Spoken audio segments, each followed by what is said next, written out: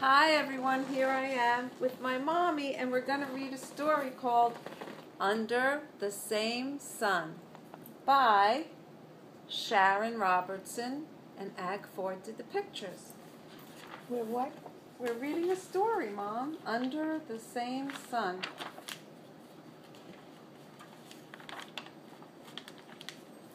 The sun rose in the sky like an orange ball of fire.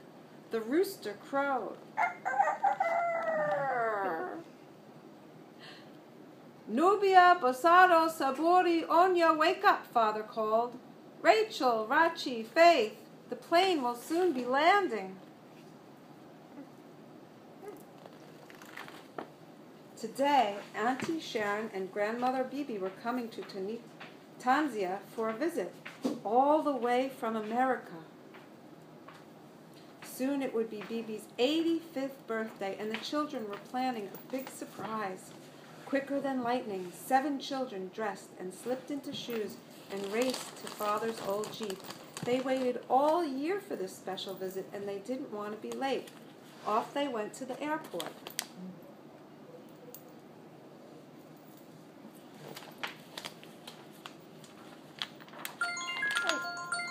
Outside the terminal, the family was lost in the crowd that had gathered. But when they saw Auntie Sharon and Grandmother Bibi, they rushed over to greet them. Karabuni, welcome home, welcome to Tanzania, the children all shouted at once. They're coming to see their grandma for the 85th birthday.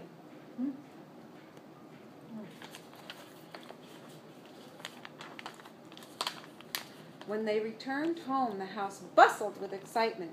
Nubia, Rachel, and Raleigh prepared the guest rooms. They made the beds and hung mosquito nets and curtains. The children didn't take their eyes off Auntie and Bibi's suitcases. They knew there were gifts for everyone tucked inside. But they would didn't have take their eyes off what? The suitcases, because they brought presents. They would have to wait till after lunch to see them. She brought presents. My note is running. Oh, thank you.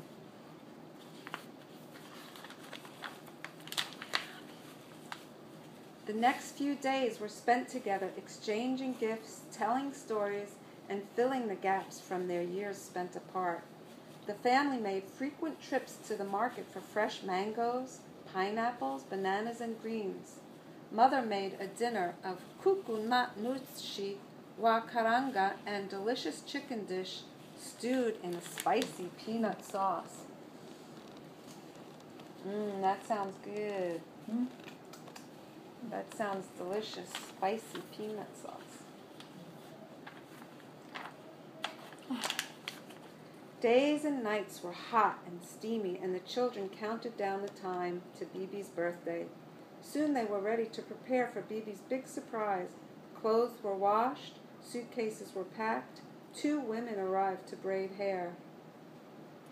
"Where are we going?" Bibi asked. Everyone smiled and exchanged knowing glances, but no one said a word. Where are they going?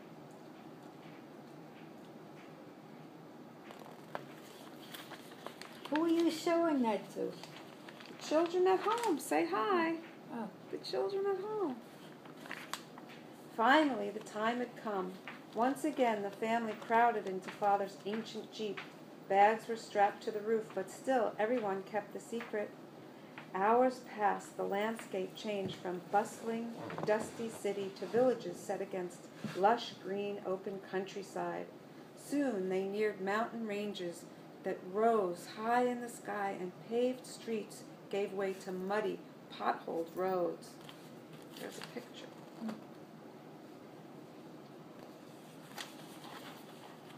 As the Jeep bounced along, the front wheels sank without warning into the mud.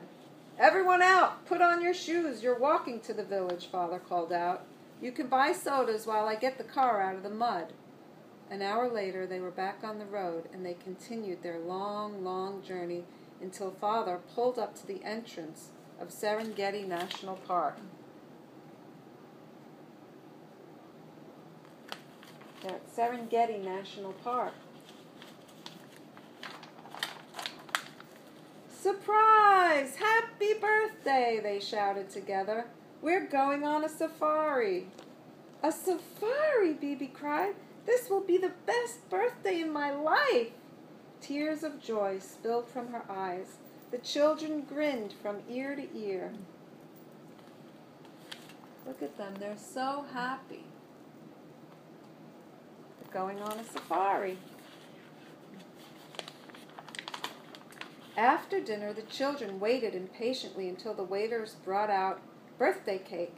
It was decorated with small wooden animals, an elephant, a giraffe, a buffalo, a hippopotamus, and a lion. A single candle lit their path. Just as Bibi was about to cut the cake, a monkey jumped down from a tree and onto the wall next to Sabori. The children fell out of their seats with laughter as the waiters chased the monkey away. There's the monkey jumping out of the tree. The kids think that's funny. Imagine if you were eating a lunch and a monkey jumped down on you. Oh, God. I would die. You would. Early the next morning, their guide arrived to pick them up and told them the rules. The animals may look beautiful and harmless, but they are still wild. They are not caged like they are at the zoo, but roam freely. On a safari, it is humans who must stay in their cages. Lions are known to come up into the camp at night, so no playing after dark. The family piled into the jeep, and their 3-day safari adventure began. The first thing they passed were lazy hippos cooling in ponds. Exotic birds walked near rough-skinned crocodiles, alert to signs of the crocs coming out of the water, and soon a large herd of graceful gazelles swept on the plains. So beautiful.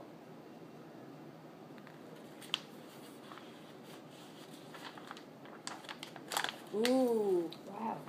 Yeah. Then the family drove along quietly for a while until a Busaro shouted, "Simba!" He pointed to the trees in the distance where a pride of lions rested in the shade. The lions stretched and rolled over, but they did not get up. There's the pride of lions. When it's a whole bunch of lions, they're called a pride. That's their family.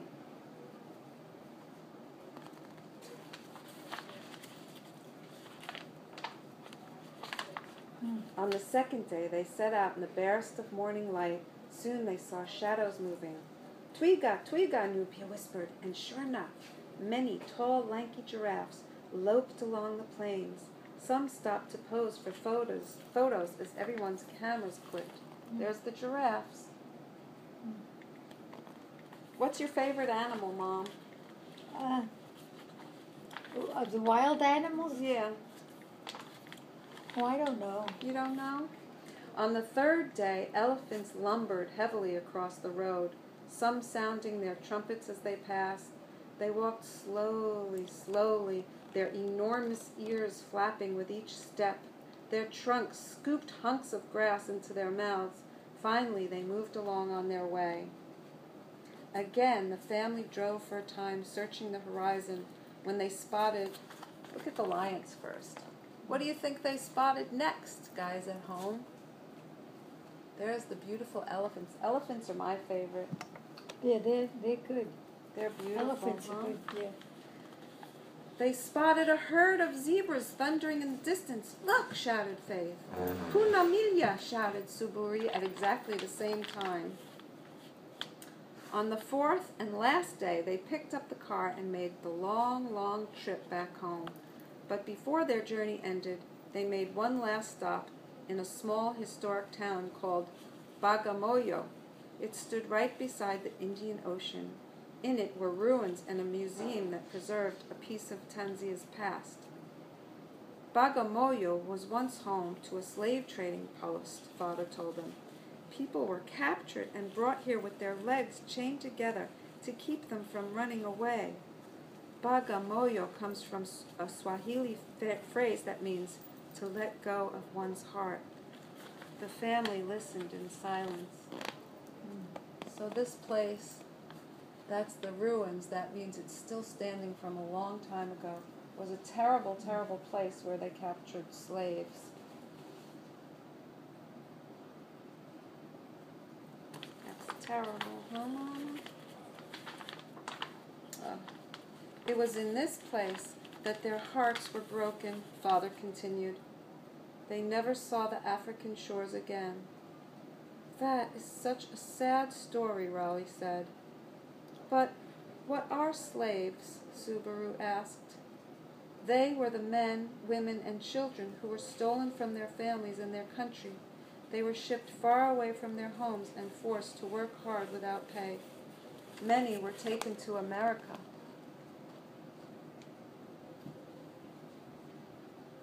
That's a crew of sad slaves who were taken from their families and chained.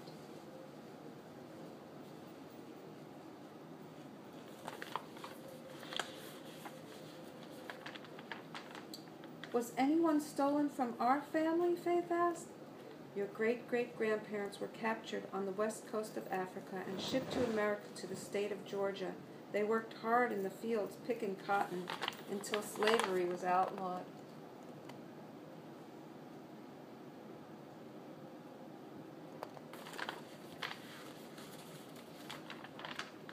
But Father, you came back to Africa, Subaru said.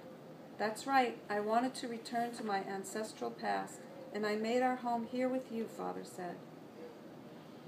The family walked silently from the ruins to the water.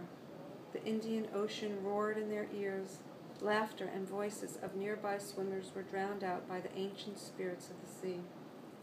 As the sun set, they spent their last precious moments together, walking along on the beach. There's the beautiful shore and the family that's together. It's really important that we know these stories so that we never let bad things happen again like this.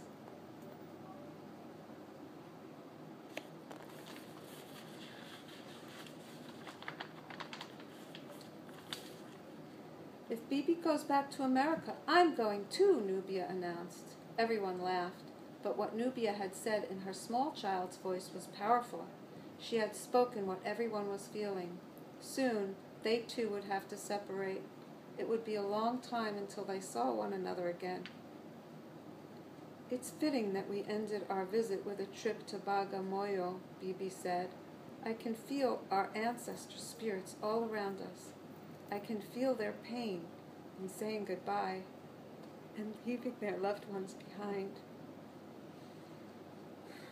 I know what you mean, said Father, but we are much more fortunate than our African ancestors who were forced to leave the country that they loved and had no chance of returning. We are blessed with the freedom to travel back and forth. Bibi gathered her children and grandchildren in her arms.